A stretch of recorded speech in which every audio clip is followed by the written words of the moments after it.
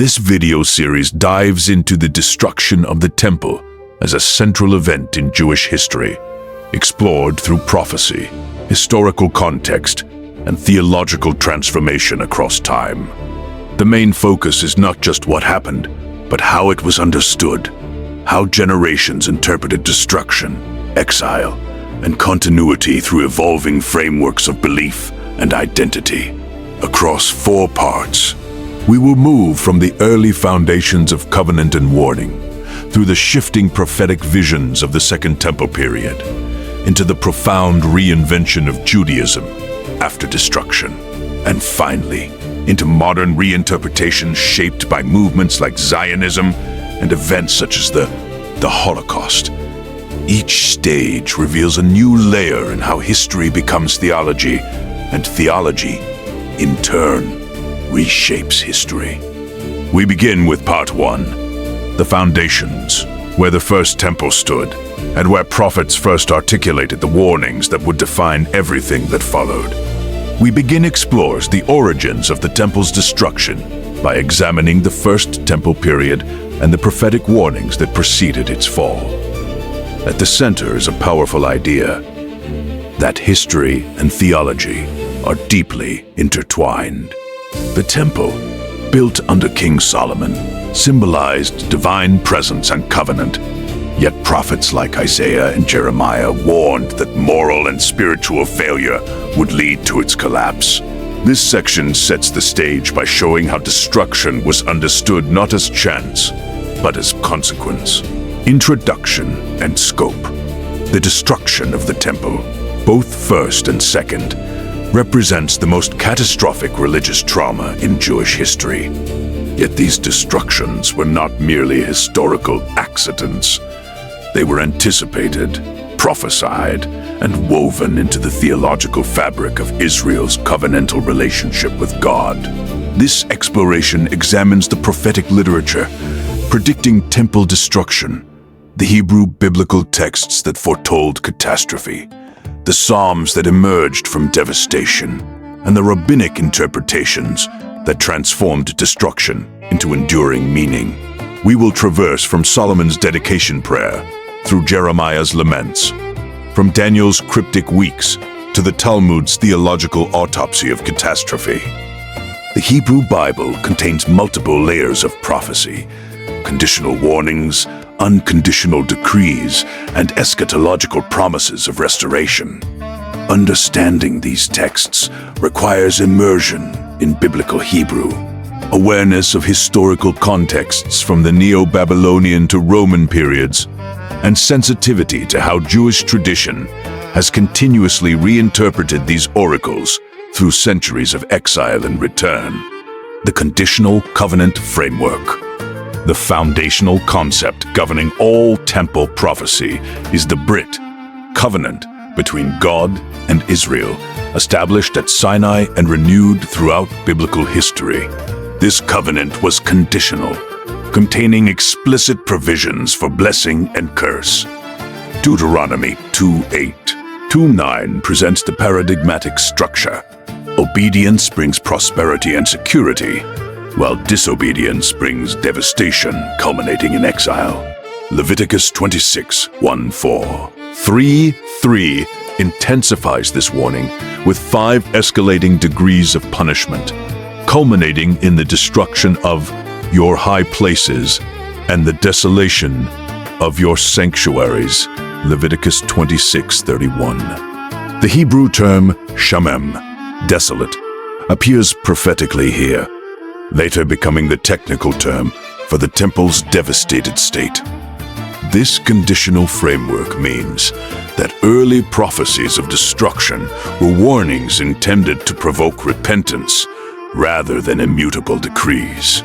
The prophets functioned as covenant prosecutors, bringing God's lawsuit, Riv, against a faithless people.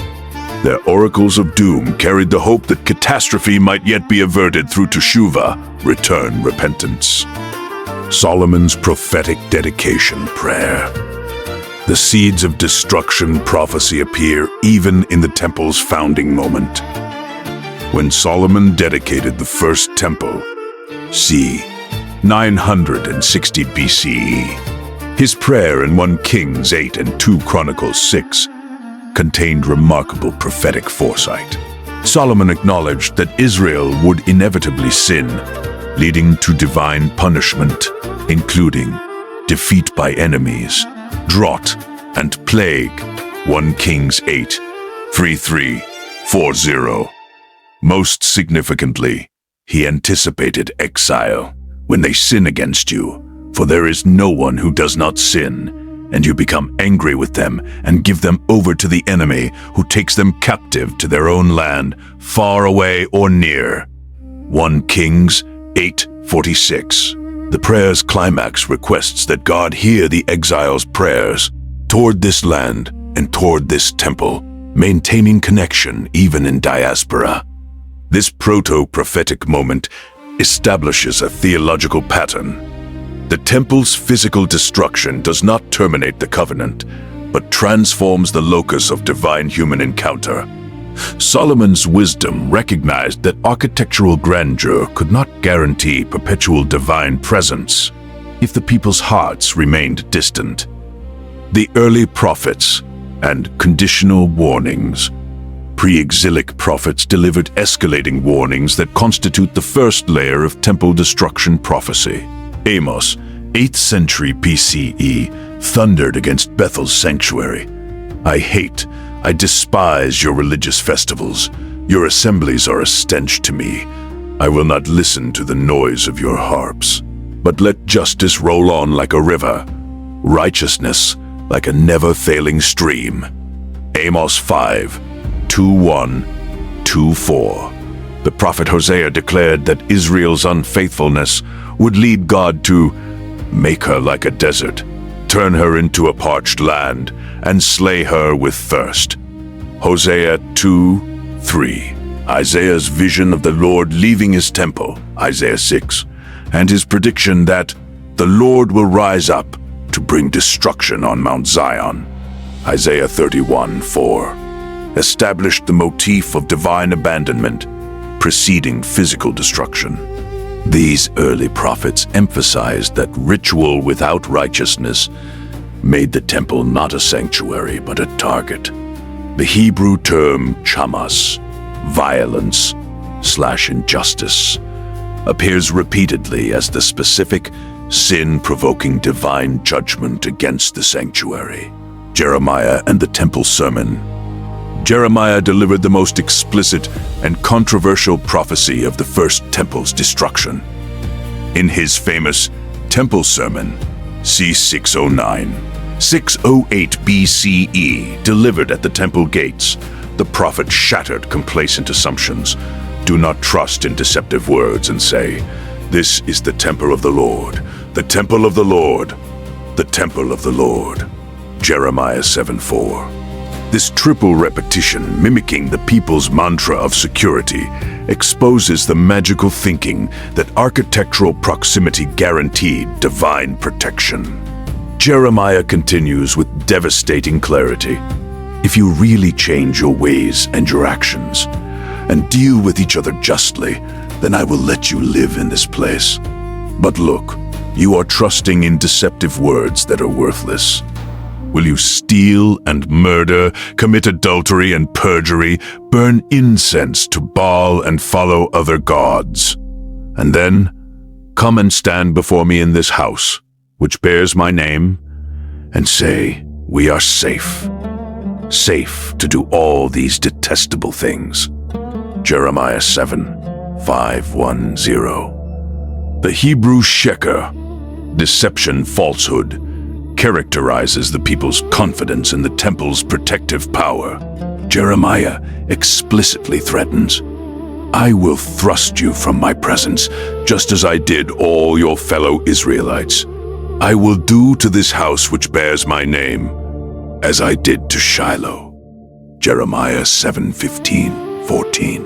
The reference to Shiloh, where the tabernacle was destroyed by Philistines, established precedent for sanctuary destruction. Jeremiah's escalating oracles. Jeremiah's prophecies intensified as Judah's political situation deteriorated. In chapter 19, the prophet performs a symbolic action, purchasing a clay jar and smashing it at the potsherd gate, while declaring, "This is what the Lord Almighty says, I will smash this nation and this city, just as this potter's jar is smashed and cannot be repaired." Jeremiah 19:11. The Hebrew lo yease lehorot, cannot be repaired, emphasizes finality. Chapter 26 records the immediate aftermath, Jeremiah's arrest and trial for speaking against this city. 26:11. The prophet defends himself by appealing to conditional prophecy. "If you listen to me and turn from your evil ways, the Lord will relent." 26:13. This defense succeeded temporarily, but the prophecy remained. By chapters 3:2, 3:3, during the Babylonian siege, Jeremiah purchases a field in Anathoth as a prophetic sign that houses, fields, and vineyards will again be bought in this land. 32:15. Balancing destruction prophecy with restoration hope, the prophet's personal agony, his confessions, reveals the cost of delivering destruction oracles. "Cursed be the day I was born.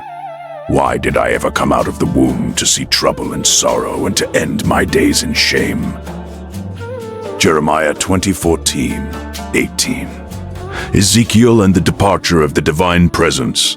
Ezekiel's prophecies, delivered among the exiles in Babylon, 593-571 BCE, provide the most dramatic vision of divine abandonment preceding temple destruction. The prophet's inaugural vision, chapters 1-3, establishes the kavod, glory presence, of the Lord as mobile, not fixed to Jerusalem. Chapters 8-1 record the devastating vision of the kavod, leaving the temple. Ezekiel sees the glory of the God of Israel rise from above the cherubim and move to the threshold, 9:3, then to the east gate, 10:19. And finally, the glory of the Lord went up from within the city and stopped above the mountain east of it. 11:23, the Mount of Olives. This stage departure represents theological trauma.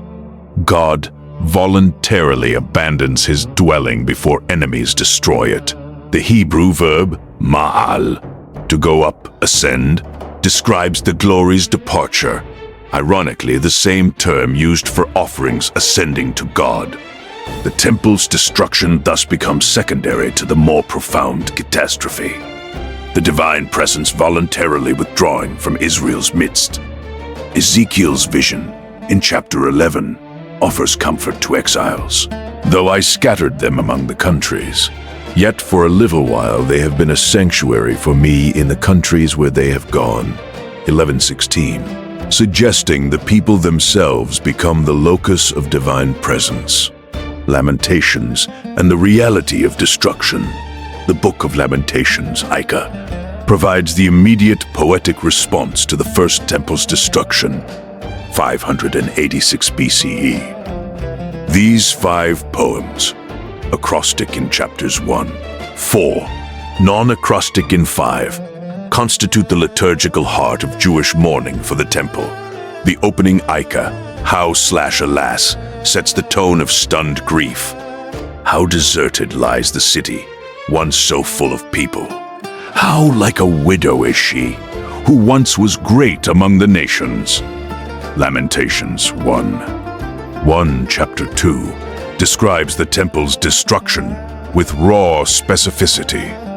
The Lord has swallowed up without pity all the dwellings of Jacob. He has laid waste his dwelling like a garden. He has destroyed his place of meeting. The Lord has made Zion forget her appointed festivals and her Sabbaths. In his fierce anger he has spurned both king and priest. 2:6. The Hebrew Shichite, destroyed, ruined, and Chile, profaned, describe the sanctuary's fate. The poet acknowledges divine agency. The Lord has done what he planned. He has fulfilled his word, which he decreed long ago. 2:17. Yet even here, the poet appeals to God's self-interest. Why should the nations say, "Where is their God?" 2:19. Chapter 5, the communal prayer, concludes with a poignant acknowledgement of divine hiddenness. Why do you always forget us? Why do you forsake us so long? 5:20, yet affirms, "Restore us to yourself, Lord, that we may return. Renew our days as of old." 5:21. Psalms of the Temple's destruction. Several psalms reflect the trauma of temple destruction and exile. Psalm 74, a maskil of Asaph, provides the most detailed description. Your foes roared in the place where you met with us. They set up their standards as signs. They behaved like men wielding axes to cut through a thicket. They smashed all the carved paneling with their axes and hatchets. They burned your sanctuary to the ground. They defiled the dwelling place of your name. They said in their hearts, "We will crush them completely." They burned every place where God was worshipped in the land. Psalm 74, 4, 8. The Hebrew terms shiche, destroy, tevel, defile, and saraf, burn, create a triad of devastation. The psalmist appeals to God's covenant. Remember the nation you purchased long ago, the tribe of your inheritance, whom you redeemed, Mount Zion, where you dwelt. 74:2. Psalm 79 similarly describes Jerusalem's destruction. They have left the dead bodies of your servants as food for the birds of the sky, the flesh of your own people, for the animals of the wild. They have poured out blood like water all around Jerusalem, and there is no one to bury the dead. 79:2, 3.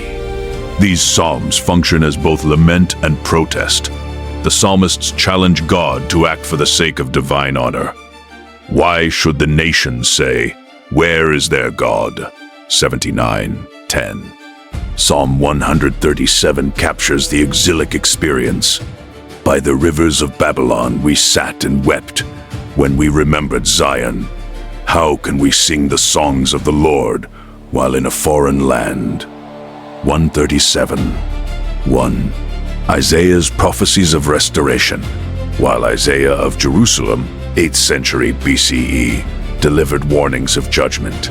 The latter chapters, 40, 6:6, often attributed to 2nd Isaiah among the exiles, provide the most sublime prophecies of restoration. Isaiah 41, true initiates comfort. Comfort, comfort my people, says your God. Speak tenderly to Jerusalem and proclaim to her that her hard service has been completed, that her sin has been paid for. The Hebrew nakamu nakamu, comfort ye, becomes the opening of the Haftarah cycle following Tisha B'Av. Isaiah 44, 28, and 45. One names Cyrus of Persia as God's shepherd and anointed, Mashiach, who will command the rebuilding of Jerusalem. Most significantly for temple theology, Isaiah 66:1, 2 relativizes the temple's necessity.